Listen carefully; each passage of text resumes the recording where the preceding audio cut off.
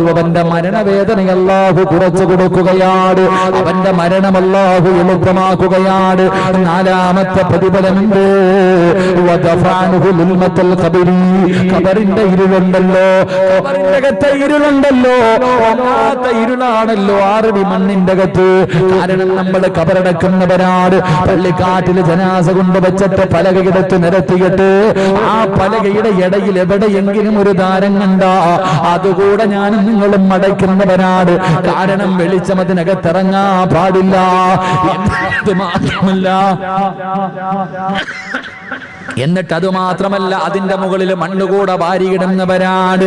മണ്ണുകൂടെ അതിന്റെ മുകളിൽ വാരിയിടുന്നവരാ. അല്ലാഹുവിന്റെ റസൂല് പറയുകയാ, എന്റെ മാസത്തിനെ നിങ്ങൾ ആരെങ്കിലും ബഹുമാനിച്ചാൽ മുത്തുനബി പറയുന്ന സ്വഹാബാ,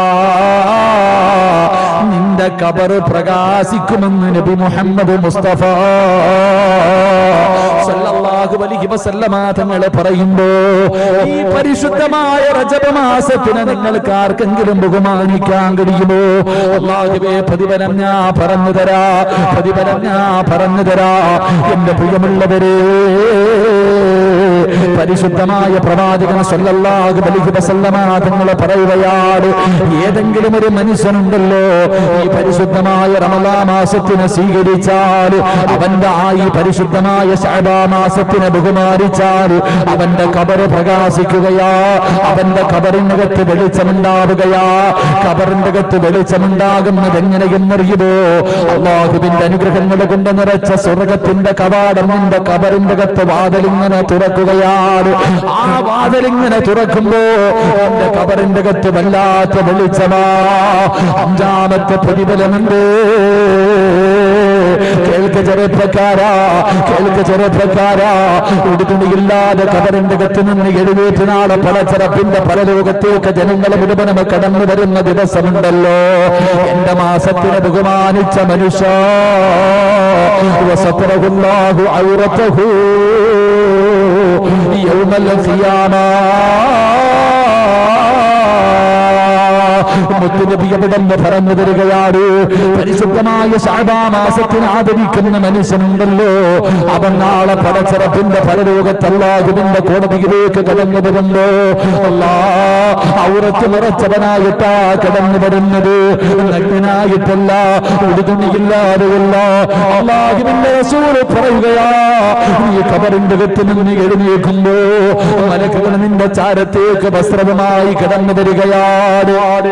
മലക്കുകൾ നിന്റെ ചാരത്തേക്ക് കടന്നു വന്നിട്ട് അവിടുന്ന് വസ്ത്രം ധരിപ്പിച്ചിട്ട് നാളെ കോടതിയിലേക്ക് നിന്നെ കൊണ്ടുവരുമെന്ന് പ്രവാചകൻ അവിടുന്ന് പറയുമ്പോ, ഈ പാവപ്പെട്ടവന്റെ വയലവിടെയുണ്ടെന്ന് കേട്ടാൽ കിലോമീറ്ററുകളെ താണ്ടിക്കൊണ്ട് കടന്നു വരുന്ന ചെറുപ്പക്കാരാ, ഈ പാവപ്പെട്ടവരെ ഇഷ്ടപ്പെടുന്ന മക്കളെ, ഈ സിറാജിനെ ഇഷ്ടപ്പെടുന്ന കൂട്ടുകാരാ, മോനെ, നിനക്ക് നാളെ സ്വർഗത്തിലൊരു കൂട്ടുകാരനുണ്ടടാ.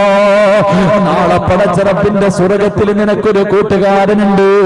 ആരാ കൂട്ടുകാരനെന്നറിയുമോ? പരിശുദ്ധമായ ശഅബാൻ മാസത്തിനെ ബഹുമാനിക്കുന്ന ചെറുപ്പക്കാരാ, നീ നാളെ സ്വർഗത്തിൽ ആരുടെ കൂട്ടുകാരനെന്നറിയുമോ? മഹാനായ യൂസുഫ് നബി അലൈഹിസ്സലാം, അല്ലാഹുവിന്റെ പ്രവാചകരായ യൂസുഫ് നബി ഉണ്ടല്ലോ, പടച്ചവരേ, സൗന്ദര്യവാനായ യൂസുഫ് നബി ഉണ്ടല്ലോ, സുലൈഖ എന്ന് പറയുന്ന പെണ്ണ് കയറി പിടിച്ച യൂസുഫ് നബി ഉണ്ടല്ലോ, സുലൈഖയിലെ കൊട്ടാരത്തിലെ പെണ്ണുങ്ങൾ യൂസുഫ് നബിയുടെ ഗ്ലാമർ കണ്ടപ്പോ കയ്യിലിരുന്ന് കത്തികൊണ്ട് കൈപോലും മുറിച്ചു പോയ യൂസുഫ് നബി ഉണ്ടല്ലോ. ചെറുപ്പക്കാരാ, ശഅബാൻ മാസത്തിനെ സ്നേഹിക്കുന്ന യുവത്വരേ, ഈ പുണ്യമായ മാസം കടന്നു വന്നപ്പോ എനിക്ക് നന്നാകണമെടാ, എല്ലാ പാപങ്ങളും ഒഴിയണം, എല്ലാ വൃത്തികേടുകളും മാറ്റിവെക്കണം, എനിക്ക് റമളാനിനെ സ്വീകരിക്കാൻ നന്നാകണം എന്ന് പറഞ്ഞുകൊണ്ട് എന്റെ മുത്തുനബിയുടെ മാസമാണെന്ന് കരുതിയിട്ട് ഈ പുണ്യമായ മാസത്തിനെ നീ ബഹുമാനിച്ചാൽ നാളെ നീ സ്വർഗത്തിൽ യൂസുഫ് നബിയുടെ കൂട്ടുകാരനാ. അല്ലാഹുവേ,